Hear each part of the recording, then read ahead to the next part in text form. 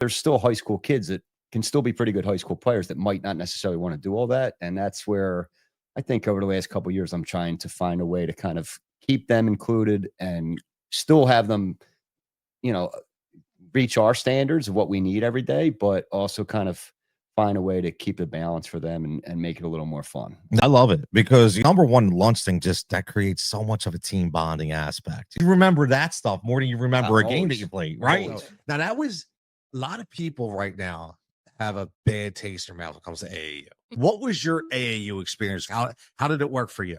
Yeah, I didn't have any issues with AAU. I loved it because it took basketball to a new level. It was every weekend you were playing in tournaments, and it wasn't just one league game. It was 4 games in a weekend, 5 games in a weekend. So for me at the time, that was great because I loved it, and I was starting to really like find my love of basketball. I stopped the ball and I threw her out by like 5 feet from my knees, and it was just my whole team was electric after that. I remember Devin, I think, was jumping up and down on the second base. She was so happy.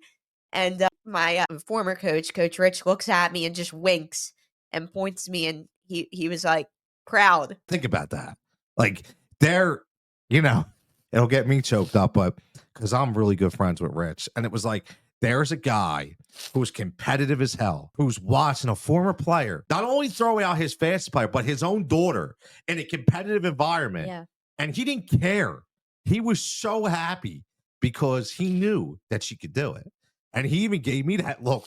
And it's emotional for me too, because, we've been through a lot. And that was a great moment. That was a really good moment to wrap up everything that you dealt with and how hard you trophy, we want the medal, and we forget about the person's character and building them as a man or a woman. Yes, and that's supposed to me. That's the coach's biggest role. Yeah, is building that person, whether it be male or female, to get to that next level of adulthood.